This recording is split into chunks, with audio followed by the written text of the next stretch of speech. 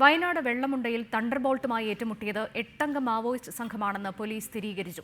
മാവോയിസ്റ്റുകൾ ഉപയോഗിച്ചതായി കരുതുന്ന 13 വെടിയുണ്ടകളുടെ ഭാഗങ്ങളും 2 തൊപ്പിയും പോലീസ് കണ്ടെടുത്തു. അതിനിടെ കോഴിക്കോട് വയനാട് ജില്ലകളുടെ അതിർത്തിയായ പക്രംതളത്ത് കാടിനുള്ളിൽ നിന്ന് വെടിയൊച്ച കേട്ടതിനെ തുടർന്ന് പോലീസ് തെരച്ചിൽ നടത്തി. തണ്ടർബോൾട്ടുമായി ഏറ്റുമുട്ടിയ മാവോയിസ്റ്റുകൾ വനത്തിലൂടെ സുരക്ഷിത സ്ഥലത്തേക്ക് രക്ഷപ്പെട്ടിരിക്കാമെന്ന നിഗമനത്തിലാണ് അന്വേഷണ സംഘം എത്തിയിരിക്കുന്നത്.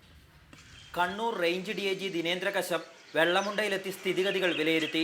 വെടിവെപ്പുണ്ടായ പ്രദേശത്ത് നടത്തിയ തിരച്ചിലിൽ മാവോയിസ്റ്റുകൾ ഉപയോഗിച്ചതായി സംശയിക്കുന്ന വെടിയുണ്ടകളുടെ ഭാഗങ്ങൾ കണ്ടെത്തി. മാവോയിസ്റ്റുകളുടെ വസ്ത്രങ്ങളും ഇവിടെ നിന്ന് കിട്ടിയതായി DIG സ്ഥിരീകരിച്ചു. അതോടൊരു കുറച്ച് തുണികൾ, തൊപ്പിയും ഇതെല്ലാം അതിൽ എടുത്തിട്ടുണ്ട്. അത് കുറച്ച് ഫയർ ചെയ്ത റൗണ്ട്സും. Police department has confirmed they are Maoists. അത് ഏകദേശം കൺഫേം ചെയ്തിട്ടുണ്ടല്ലോ. അതിനിടയിലാണ് ഉച്ചയോടെ കോഴിക്കോട് വയനാട് അതിർത്തിയിലെ കുറ്റ്യാടി വനത്തിലെ പക്രംതളം ഭാഗത്ത് വെടിയൊച്ച കേട്ടതായി നാട്ടുകാർ പോലീസിന് വിവരം കൈമാറിയത്. തുടർന്ന് ഇവിടെയും പോലീസ് തിരച്ചിൽ നടത്തി. അതേസമയം മാവോയിസ്റ്റുകൾ വനത്തിലൂടെ രക്ഷപ്പെട്ടിരിക്കാമെന്ന സംശയവും അന്വേഷണ സംഘത്തിനുണ്ട്.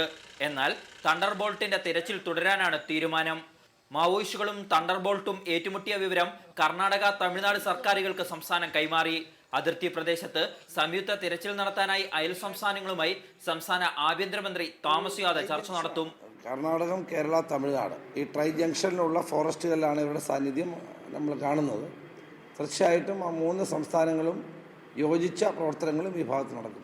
മാവോയിസ്റ്റ് സാന്നിധ്യം നേരത്തെ തന്നെ സ്ഥിരീകരിക്കപ്പെട്ട കണ്ണൂർ ജില്ലയിലെ പേരാവൂർ, കൊട്ടിയൂർ വനമേഖലകളിലും കോഴിക്കോട് ജില്ലയിലെ വിലങ്ങാട് അടക്കമുള്ള പ്രദേശങ്ങളിലും തിരച്ചിലും നിരീക്ഷണവും ശക്തമാക്കി.